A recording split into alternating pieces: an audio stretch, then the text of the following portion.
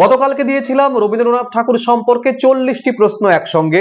Video বড় হয়ে যাচ্ছিল বলে সেখানে আমি 60টা প্রশ্ন একসঙ্গে দিতে পারিনি। আজকের ভিডিওতে আমি বাকি 20টা প্রশ্ন দেব। এই সমস্ত প্রশ্নগুলো কাদের জন্য লাগবে? 1 নম্বর কথা তো হচ্ছে যারা নিজের প্রিয় কবি রবীন্দ্রনাথ ঠাকুর বলবেন তাদের জন্য তো মোস্ট ইম্পর্টেন্ট, এমনকি স্পেশাল পেপার ছিল যাদের রবীন্দ্রনাথ বা রবীন্দ্র সাহিত্য, তাদের ক্ষেত্রে তো মোস্ট ইম্পর্টেন্ট কোশ্চেন এগুলো। ঠিক আছে, তো এগুলো ভালো করে রেডি করতে হবে। প্রত্যেকে দেখো, প্রত্যেকে নোট ডাউন করো। যদি মনে করো পিডিএফ কালেক্ট করবে, এই নম্বর থেকে পিডিএফ কালেক্ট করে নিতে পারো, কিন্তু রেডি করো। প্রত্যেকে এই প্রশ্নগুলো ভালো করে রেডি করো। শুরু করছি রবীন্দ্রনাথ ঠাকুর সম্পর্কে বাকি 20টি প্রশ্ন উত্তরের পর্ব। আপনারা ভিডিওটি ভালো লাগলে অবশ্যই লাইক করবেন, বন্ধু বান্ধবের সঙ্গে শেয়ার করবেন, এবং যদি মনে করেন যে চ্যানেল থেকে উপকৃত হচ্ছেন, উপকৃত তো অবশ্যই হচ্ছেন, হ্যাঁ, চ্যানেলটিকে সাবস্ক্রাইব করুন। কারণ চ্যানেলটি সাবস্ক্রাইব না করলে এই ধরনের ভিডিও আপনার কাছে পৌঁছবে কি করে? এত স্বল্প সময়ের ভিডিওতে এত ইনফরমেশন কোথায় পাবেন? ঠিক আছে, শুরু করছি রবীন্দ্রনাথ ঠাকুর সম্পর্কে বাকি 20টি প্রশ্ন উত্তর পর্ব। রবীন্দ্রনাথ ঠাকুরের সাহিত্যের প্রধান বৈশিষ্ট্য কি? তার সাহিত্যে মানবতাবাদ, প্রকৃতিপ্রেম, আধ্যাত্মিকতা এবং সৌন্দর্যবোধের একটা মিশেল বা প্রকাশ ঘটেছে।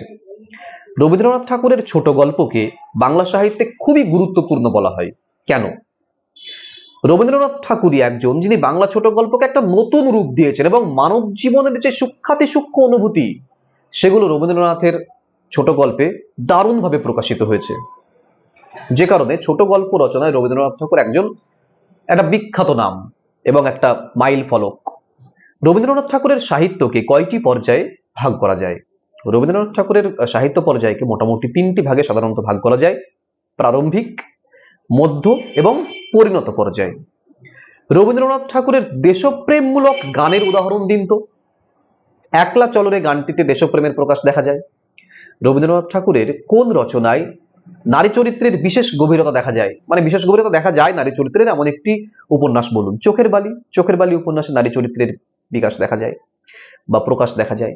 রবীন্দ্রনাথ ঠাকুরের কোন নাটকে প্রতীকধর্মী ভাবনা বিশেষভাবে দেখা যায়? রক্তকরবী নাটকে বিশেষভাবে দেখা যায়। রবীন্দ্রনাথ ঠাকুরের সাহিত্য বিশ্ব সাহিত্যে কেন গুরুত্বপূর্ণ? তার সাহিত্য মানবতার সার্বজনীন বার্তা বহন করে এবং বিশ্ব মানবতার ধারণাকে বিশেষভাবে শক্তিশালী করে তোলে। পরবর্তী প্রশ্ন, রবীন্দ্রনাথ ঠাকুরের সাহিত্য কোন কোন ধারায় সমৃদ্ধ? তার সাহিত্য কবিতা, গান, গল্প, উপন্যাস, নাটক, প্রবন্ধ, ভ্রমণ কাহিনী, চিঠিপত্র ইত্যাদিতে সমৃদ্ধ। রবীন্দ্রনাথ ঠাকুর বাংলা সাহিত্যে কি অবদান রেখেছেন বলে আপনি মনে করেন? তিনি বাংলা সাহিত্যকে বিশ্ব দরবারে নিয়ে গেছেন। আবার কি করবেন? বাংলা সাহিত্যকে তিনি বিশ্ব দরবারে প্রতিষ্ঠিত করেছেন। আধুনিক বাংলা সাহিত্যকে তিনি নতুন রূপ প্রদান করেছেন। এটি উত্তর। রবীন্দ্রনাথ ঠাকুরকে বিশ্বকবি কেন বলা হয়? রবীন্দ্রনাথ ঠাকুরের সাহিত্য শুধুমাত্র তো বাংলা ভাষায় সীমাবদ্ধ নয়, বা তার যে দর্শন সেটি তো শুধু বাংলার মধ্যে সীমাবদ্ধ নয়। তার যে মানবতা, তার যে বিশ্ব ভ্রাতৃত্ববোধ, তার যে সার্বজনীন ভাবধারা ইত্যাদির যে প্রকাশ, সেটা তো শুধুমাত্র বাংলার নয়, তিনি সারা বিশ্বের। তিনি তাই সারা বিশ্বে বিশ্ব সাহিত্যে সমাদৃত এবং বিশ্ব কবি নামে পরিচিত। রবীন্দ্রনাথ ঠাকুরের কাব্যে প্রকৃতি চেতনা কিভাবে প্রকাশ পেয়েছে? তার কাব্যে প্রকৃতিকে জীবন্ত সত্তা হিসেবে দেখানো হয়েছে। মানুষের অনুভূতি, তার প্রেম, তার আধ্যাত্মিকতার সঙ্গে প্রকৃতিকে মিলিয়ে দেওয়া নতুন একটি কাব্যধারার সৃষ্টি করেছেন তিনি। রবীন্দ্রনাথ ঠাকুরের কাব্যে মানবতাবাদের প্রকাশ কোথায় দেখা যায়? মানুষের প্রতি ভালোবাসা, সাম্য, ভ্রাতৃত্ববোধ তার কাব্যে একদম স্পষ্ট। বিশেষ করে গীতাঞ্জলি কাব্যে এই মানবতাবাদী চিন্তার বিশেষ প্রকাশ আমরা লক্ষ্য করি। তিনি তো এমনি এমনি বিশ্বকবি নন, এই সমস্ত কিছুর জন্যই তিনি বিশ্বকবি। রবীন্দ্রনাথ ঠাকুরের ছোট গল্পের প্রধান বৈশিষ্ট্য কি? তার ছোট গল্পে মানব মনের যে সূক্ষ্মাতি সূক্ষ্ম অনুভূতি, গ্রামীণ সমাজের যে বাস্তবতা, নারী পুরুষের যে সম্পর্ক ইত্যাদি গভীরভাবে চিত্রিত হয়েছে। এই প্রশ্নটা কি ডবল বললাম? আমি হয়তো পার্ট 1 এটা বলে দিয়েছি, মনে পড়ছে না ঠিক। রবীন্দ্রনাথ ঠাকুরের ছোট গল্পে গ্রামীণ জীবনের চিত্র কিভাবে ফুটে উঠেছে? তিনি গ্রামের সাধারণ মানুষের জীবন, দুঃখ কষ্ট, ভালোবাসা, সামাজিক সম্পর্ককে একদম বাস্তবভাবে কিন্তু তুলে ধরেছেন। পরবর্তী প্রশ্ন, রবীন্দ্রনাথ ঠাকুরের নাটকের বৈশিষ্ট্য কি? তার নাটকে প্রতীক ধর্মিতা, মানব মুক্তির ধারণা, ধর্মীয় গুণাবলী সমালোচনা এবং মানবিক মূল্যবোধের প্রকাশ বিশেষভাবে দেখা যায়। রবীন্দ্রনাথ ঠাকুরের নাটক ডাকঘরের মূল ভাবনা কি? ডাকঘর নাটকে স্বাধীনতা ও মুক্তির আকাঙ্ক্ষা প্রতীকীভাবে প্রকাশ করা হয়েছে। রবীন্দ্রনাথ ঠাকুরের গানে প্রধানত কোন বিষয়গুলি প্রকাশ পেয়েছে?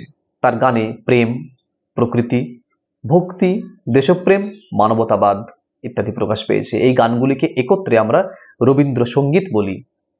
পরবর্তী প্রশ্ন, রবীন্দ্রনাথ ঠাকুরের শিক্ষাদর্শের যে মূল লক্ষ্য সেটি কি ছিল? দেখুন, রবীন্দ্রনাথ ঠাকুরের শিক্ষাদর্শের মূল লক্ষ্য হচ্ছে প্রকৃতির সঙ্গে মিল রেখে স্বাধীন পরিবেশে শিক্ষা দেওয়া, সৃজনশীলতা বৃদ্ধি করা, মানবিক মূল্যবোধের অগ্রসর ঘটানো, এই সমস্ত কিছুই তার শিক্ষাদর্শের মূল ভিত্তি ছিল। তিনি শিক্ষাকে কিভাবে দেখতেন? তিনি শিক্ষাকে তো শুধুমাত্র বই খাতার মধ্যে সীমাবদ্ধ রাখেননি, বা বইয়ের জ্ঞান একমাত্র শিক্ষা নয় তার মতে, বরং মানুষের সার্বিক বিকাশের মাধ্যম হিসেবেই তিনি দেখতেন শিক্ষাকে।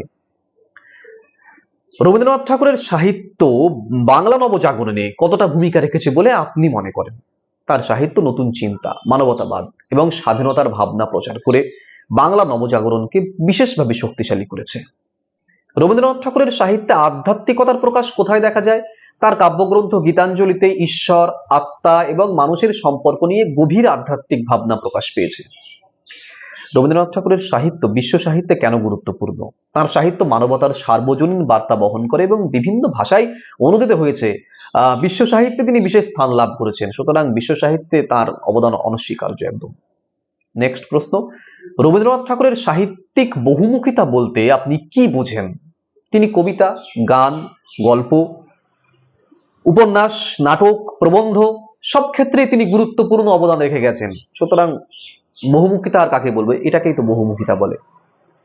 লাস্ট প্রশ্ন, রবীন্দ্রনাথ ঠাকুর বাংলা সাহিত্যকে কিভাবে সমৃদ্ধ করেছেন বলে আপনি মনে করেন? বাংলা সাহিত্যকে রবীন্দ্রনাথ ঠাকুর একটি আধুনিক রূপ দিয়েছেন এবং বিশ্ব সাহিত্যের সঙ্গে যোগ করিয়ে দিয়েছেন। বিশ্ব সাহিত্যে বাংলা সাহিত্যকে তিনি এস্টাবলিশ করেছেন, প্রতিষ্ঠা করেছেন। এস্টাবলিশ বলবেন না, প্রতিষ্ঠাই বলবেন, প্রতিষ্ঠা করেছেন, যেহেতু বাংলা সাবজেক্ট আর কি। চেষ্টা করবেন যখন উত্তর দেবার বাংলা সাবজেক্ট যেহেতু, এই ধরনের প্রশ্ন উত্তরের মধ্যে ইংলিশ টার্ম ইউজ না করাই ভালো। আমি করে ফেলেছিলাম, যাই হোক, বাকি প্রশ্নগুলো দিয়ে দিলাম। ঠিক আছে, আমি হয়তো কিছু প্রশ্ন রিপিট করে ফেলেছি, আমি তো অ্যাকচুয়ালি মনে নেই পার্ট 1 এ কি কি দিয়েছি, হয়তো 4-5টা প্রশ্ন হয়তো রিপিট হয়ে থাকলেও থাকতে পারে। ঠিক আছে, কিন্তু এগুলো সমস্ত গুরুত্বপূর্ণ প্রশ্ন। পিডিএফ এর নম্বর দিয়ে দিয়েছি, যদি মনে করেন পিডিএফ কালেক্ট করবেন, পিডিএফ নিয়ে নেবেন, যদি মনে করেন নোট ডাউন করবেন, নোট ডাউন করুন, কিন্তু রবীন্দ্রনাথ থেকে রেহাই আপনারা কেউ পাবেন না। আপনার যদি স্পেশাল পেপার রবীন্দ্রনাথ ঠাকুর নাও হয়, আর প্রিয় কবিতে যদি রবীন্দ্রনাথ ঠাকুর আপনি নাও বলেন, তবুও রবীন্দ্রনাথ ঠাকুর থেকে আপনি রেহাই পাবেন না, মানে রবীন্দ্রনাথ ঠাকুর আপনাকে জাপটে ধরে থাকবেই। সুতরাং সব মিলিয়েই বলছি, এগুলো ভালো করে রেডি করুন, চ্যানেলটিকে সাবস্ক্রাইব করুন, কারণ চ্যানেলটিকে যদি সাবস্ক্রাইব না করেন, এই ধরনের একটি ছোট্ট ভিডিওর মধ্যে এত ইনফরমেশন কোথায় পাবেন আর? সেই হিসেবে চ্যানেলটিকে সাবস্ক্রাইব করুন এবং ভিডিওটিকে লাইক করুন, কারণ ভিডিওটিকে লাইক করবেন যত, চ্যানেল তত গ্রো করবে। আমি তো চাই আমার চ্যানেলটি গ্রো করুক, তাই না? তাহলে দেখা হচ্ছে পরের ভিডিওতে। ভিডিওটি লাইক করুন, চ্যানেলটি সাবস্ক্রাইব করুন, বেল আইকনটি এক্ষুনি প্রেস করে রাখুন যাতে সবার আগে নোটিফিকেশন আপনার চ্যানেলে আসে এবং এই ধরনের ভিডিও আপনি রোজ দেখতে পান। ভালো থাকুন, দেখা হচ্ছে পরের ভিডিওতে খুব তাড়াতাড়ি।